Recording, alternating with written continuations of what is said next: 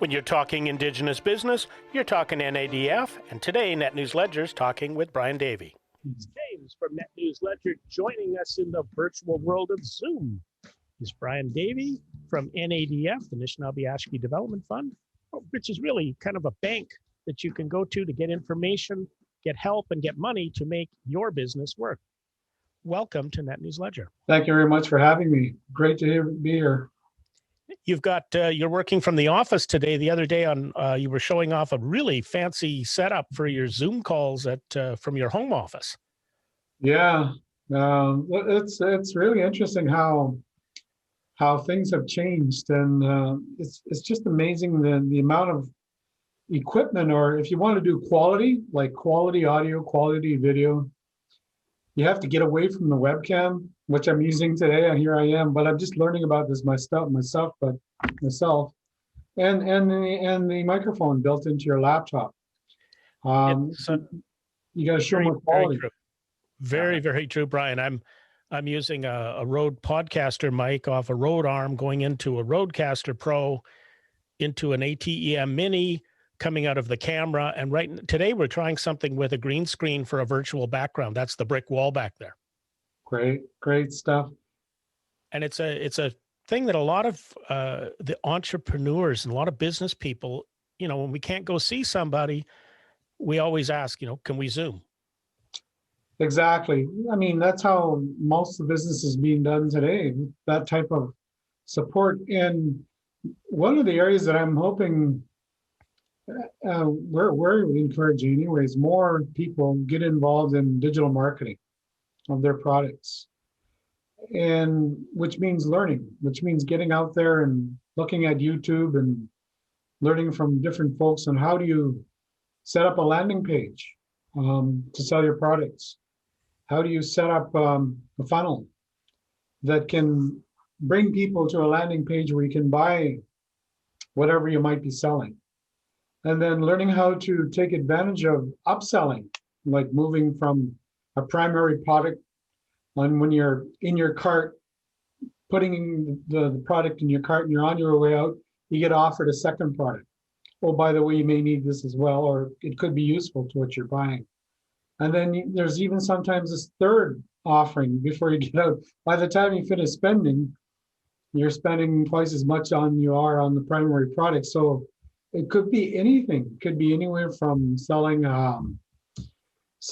crafts to paintings to whatever you want, whatever product. It could be a traditional toy. It could be whatever that you could sell worldwide. So there's a lot of opportunities, and people and we're trying to encourage entrepreneurs to think more about what are some of the things you could take advantage of. And for example, doing webinars, doing courses, how to write a course. I mean, why not learn about that and see how we could offer bookkeeping services online? Maybe there's a CPA out there that's not getting the business that he or she used to get, or a CMA, and now there's an approach or an opportunity where they could take full advantage of this type of environment that we're in right now, and people can learn from you by courses that are designed for training in bookkeeping, for example. One of the changes under the COVID-19, of course, is that instead of a lot of travel, it's a lot of sitting there with the equipment. So the money you'd be saving maybe out on the road for a sales force can go into the equipment that you'll probably be using for the foreseeable future, because I think a lot of people are getting really used to doing things online now. It is, and I think what's very important that I'd like to share anyway is that you do buy some of the right stuff, and perhaps there's somebody out there that's very knowledgeable about IT, setting up a video workstation. For example, I use a 6400 Sony for a webcam, not on this setting here, but where I'm set up with my workstation. And that is so great for focus. You could bring anything up to that camera and it just automatically focuses. And you need something like a cam link to hook in to convert that camera into a webcam. So you need to learn what is a cam link.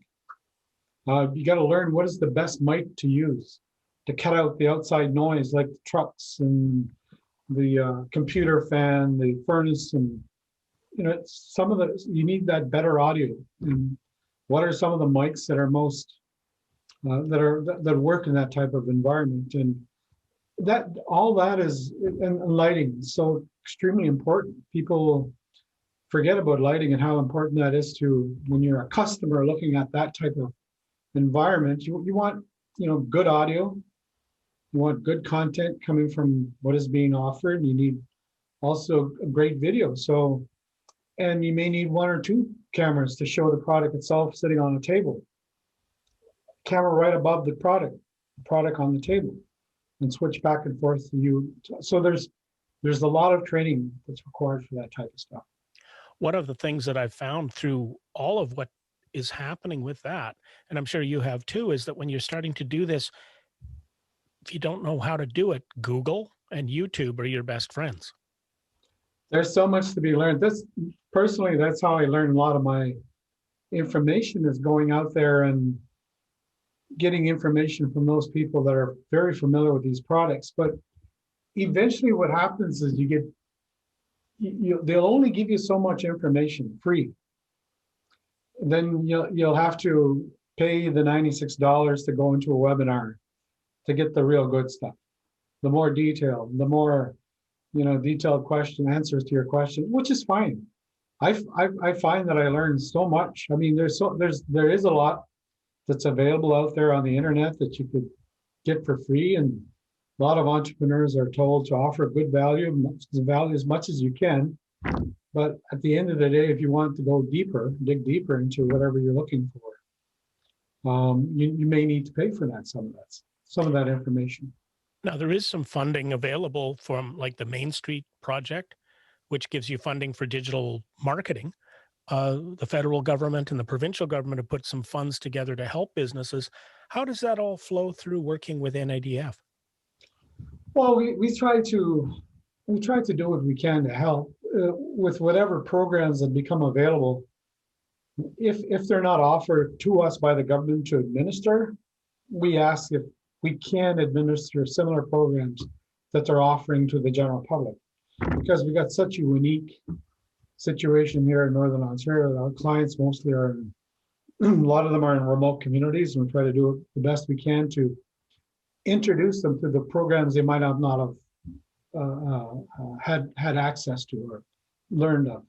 So, for example, there's something like 3 or 4 different COVID programs. We call them COVID programs. They're actually small mini loan programs that are, some of them are half grant, like $25,000 grant and $25,000 loan.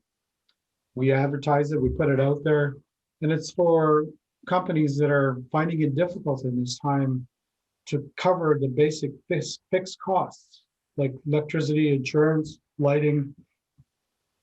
It could be internet things that you need on a monthly basis that you just don't have the funds to pay for at this point. So we step in and we offer that support. And what are you hearing from your customers? One of the issues we keep hearing about, mostly in Northern Ontario, but also in parts of Western Ontario, Sioux Lookout south to the border. But we keep hearing people telling us about issues with internet. Even interviewing Eric Malilo, the Kenora Member of Parliament, we've had times when his internet isn't fast enough to do a Zoom call. So I can imagine for some of the northern communities, that must present a real challenge for entrepreneurs. Oh, it does. It does. Unfortunately, the bandwidth is just not there. A lot of this information that we discuss is still done through telephone. It's just the regular conference call. Because we don't just, because everybody else is using video in their cell, and when I'm saying cells, I mean Thunder Bay, we still have to rely on the tried and true, right? Which is the phone. The process moving forward, where the state of emergency in Ontario was extended, which it had to be, we would have expired today. And we don't see really an end in sight yet. So for a lot of businesses, this is the brave new world. And so adapting to the new ideas is going to take a lot of work. What can NADF do to help? Well, we're here. We're here to offer advice.